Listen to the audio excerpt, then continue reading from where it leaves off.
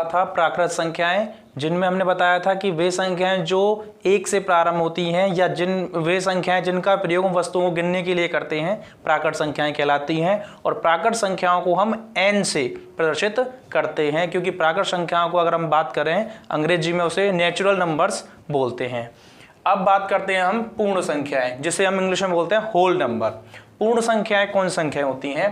प्राकृत संख्याओं में जब शून्य को भी शामिल कर लेते हैं, प्राकृत संख्याएं जो 1 से प्रारंभ हो रही थी उनमें जब मैं 0 को भी ऐड कर लेता हूं या 0 को भी जोड़ लेता हूं, तो अब जो हमें संख्याएं प्राप्त हुई 0 को शामिल करने के बाद में, वो कौन सी संख्याएं कहलाती हैं? हमारी पूर्ण संख्याएं।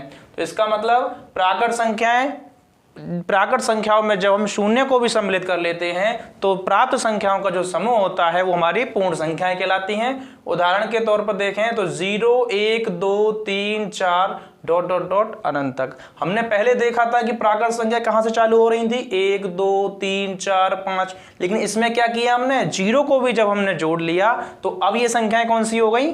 पूर्ण संख्याएं हो गई। पूर्ण संख्याओं के लिए कुछ महत्वपूर्ण चीजें।